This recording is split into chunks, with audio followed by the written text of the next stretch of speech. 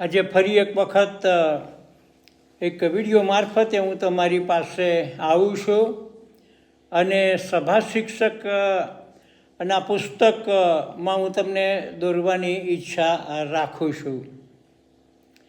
સભા શિક્ષકના પુસ્તકમાં ઈશ્વર વિદ્યા કરતાં સમજશક્તિ, સલાહ, દોરવણી અને ચેતવણી તે વધારે આવે છે. ખાસ અત્યારે આપણે જે વિશે વિચાર કરવા માંગીએ છીએ તે સંપત્તિના સંદર્ભમાં અને ઈશ્વરનું ભજન આપણે કેવી રીતે કરવું જોઈએ એના સંબંધમાં જોવા માંગીએ છીએ. અને તેથી કરીને બાઇબલ અભ્યાસમાં રસ ધરાવનાર તમામ જે મિત્રો છે, શુભેચ્છકો છે, બાઇબલ પ્રેમીઓ છે, એ સર્વને પ્રેમી સલામ પાઠવું છું. આ ખાસ વિડીયો મારફતે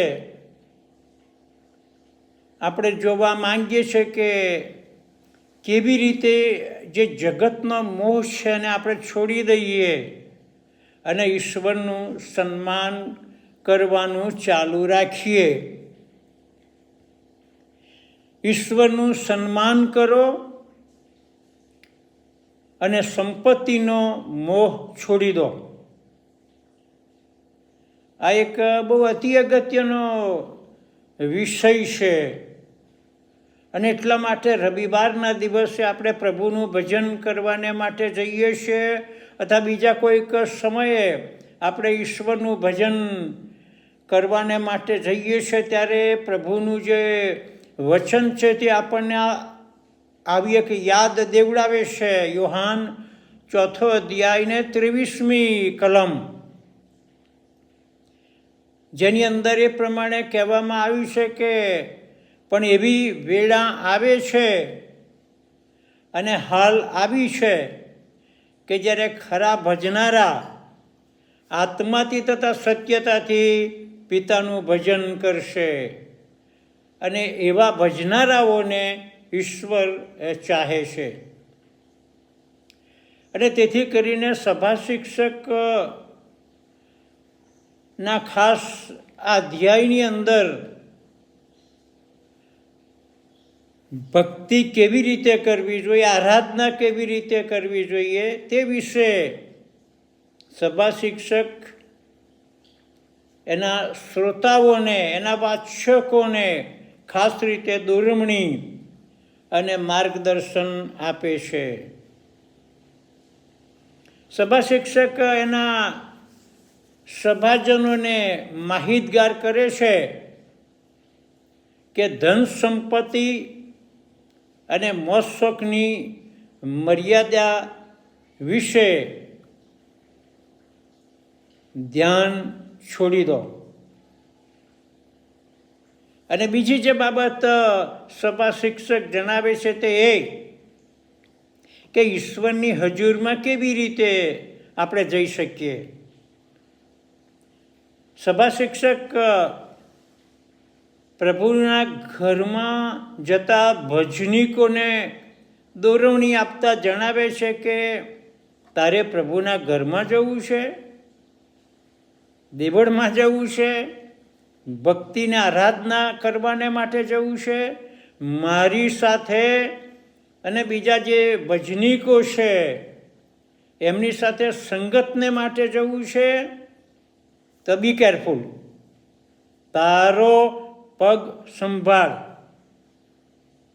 ઈશ્વરના ઘરની અંદર જતાં, ઈશ્વરની આરાધના કરતાં સભા શિક્ષક જે ખાસ ભજનીકોનું ધ્યાન દોરે છે તે તારો પગ સંભાળ, એટલે તારા પગલાં સ્થિર કર અને તું ક્યાં જાય છે, શા માટે જાય છે એ સંબંધી વિચાર કર. પ્રભુના ઘરમાં જતાં જતાં આડો અવડો ફંટાઈને બીજી કોઈ જગ્યાએ ના જઈશ. અને એટલા માટે ચાલવું, ઊભા રહેવું અને બેસવું એ માનવ જીવનની એક પ્રક્રિયા છે અને આત્મિક જીવનને માટે પણ એ સાચું છે. ગીત કરતા દાઉદ આ પ્રમાણે જણાવે છે કે જે માણસ દુષ્ટોની સલાહ પ્રમાણે ચાલતો નથી, જે પાપીઓના માર્ગમાં ઊભો રહેતો નથી અને જે નિંદાખોરોની સાથે બેસતો નથી, તેને ધન્ય છે. એટલે ઈશ્વરની હજુરમાં જવાને માટે અમે આગળ શું કરવાનું છે તે સંબંધી સભા શિક્ષક જણાવે છે.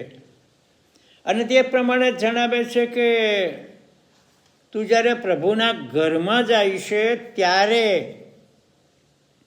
બોલવાનું ઓછું રાખો અને સાંભળવાનું વધારે રાખો.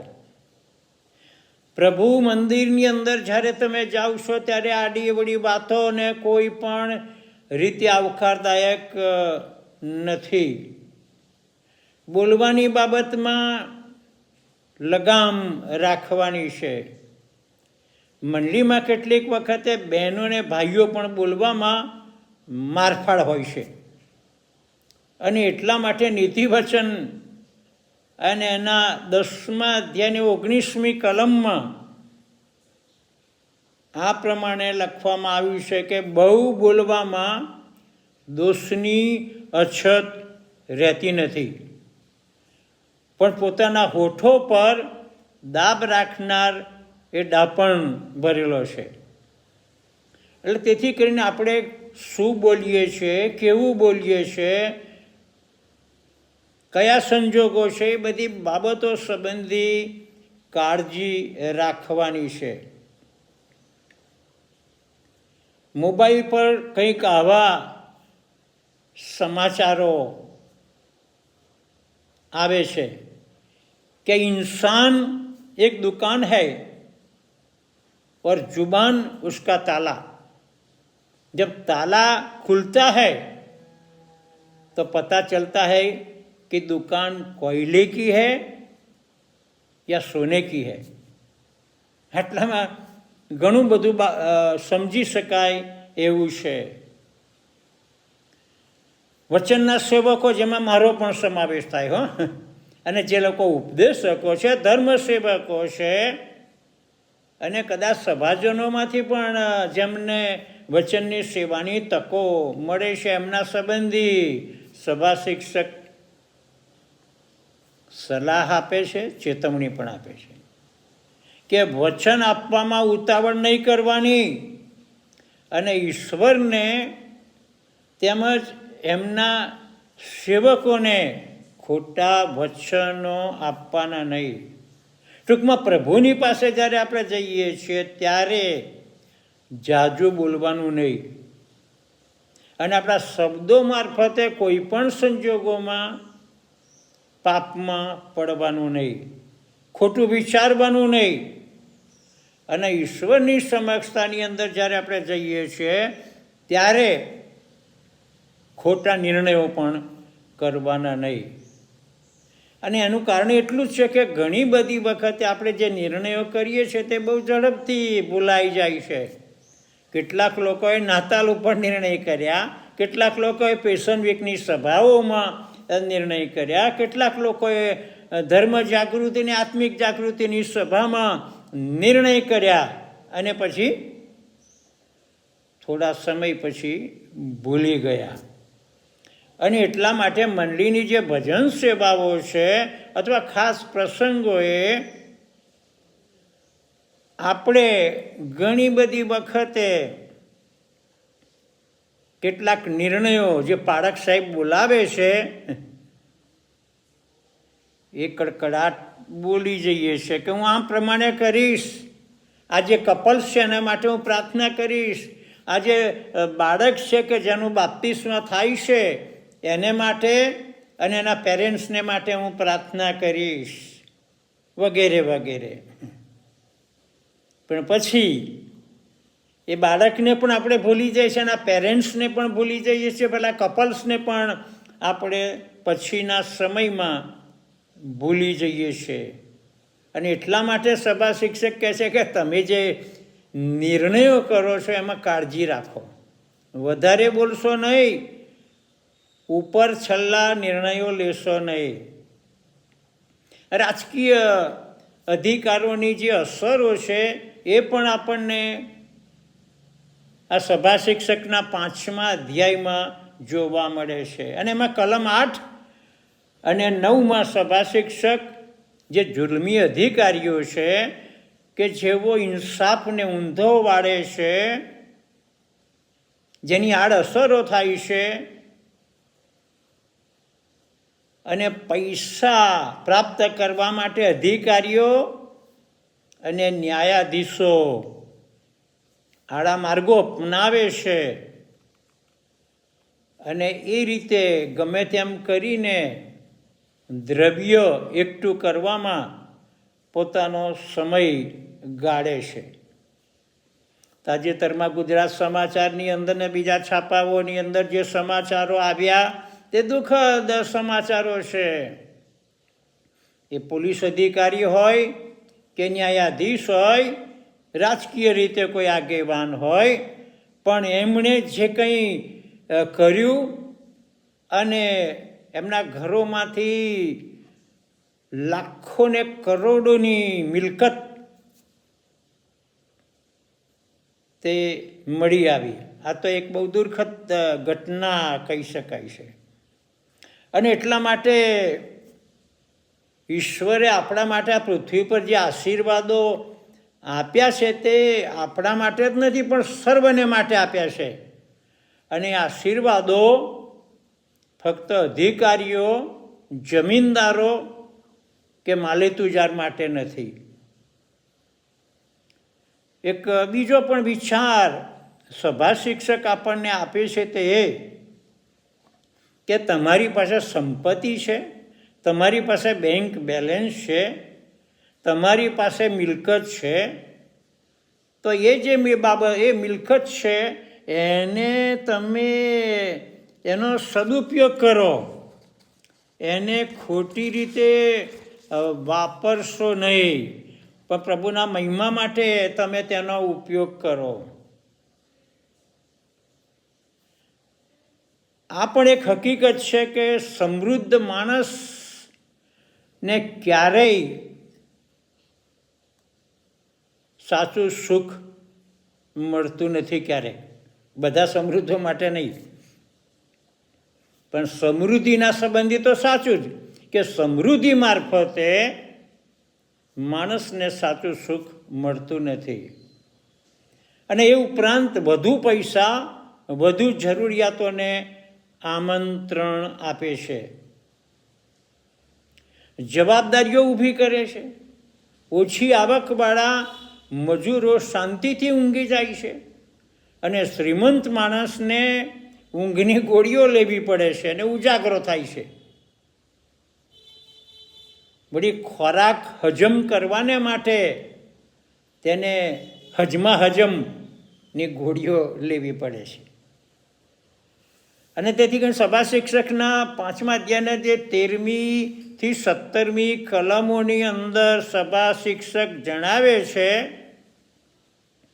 કે દ્રવ્યનો માલિક એનું રોકાણ કેવી રીતે કરે એ અગત્યનું છે. કલમ 14 આ પ્રમાણે જણાવે છે કે અવિચારી સાહસ વિશે વિચારવાનું છે અને તપાસ કરવાની છે કે આપણે આપણી જે મિલકત છે એનું રોકાણ ક્યાં કરીએ છીએ.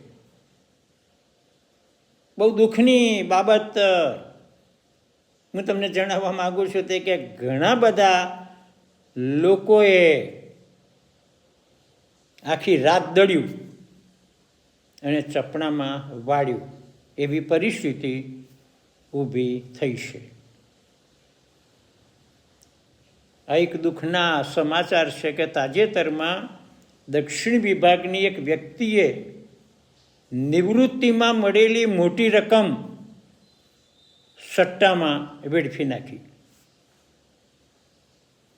સારી બાબત તો એ છે કે ઈશ્વરે આપેલું જે ધન છે એ ઈશ્વરનું દાન છે.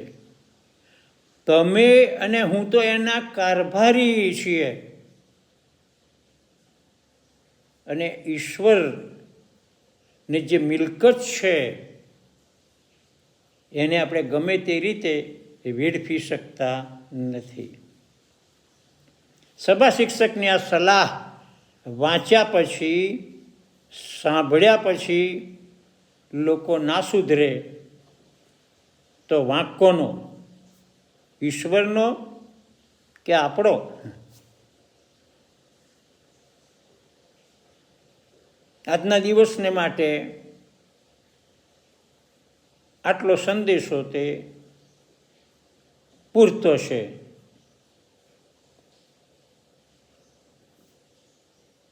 ઈશ્વર પિતા આત્માથી તથા સત્યતાથી તમારું ભજન કરવાને માટે અમારી મદદ કરજો. અને એની સાથે સાથે તમે અમને જે કંઈ આપ્યું છે એનો યોગ્ય કારભાર કરવાને માટે પણ તમારા તરફની કૃપા અમને પમાડજો. મુક્તિદાતા ઈસુના નામમાં વિનંતી સાંભળો ને માન્ય કરો. આમીન. મારા શ્રોતાજનો, ફરીથી પ્રભુની કૃપાની અંદર આપણે મળીશું. આજના દિવસને માટે આ વચન છે એ પૂરતું છે. Thank you and God bless you.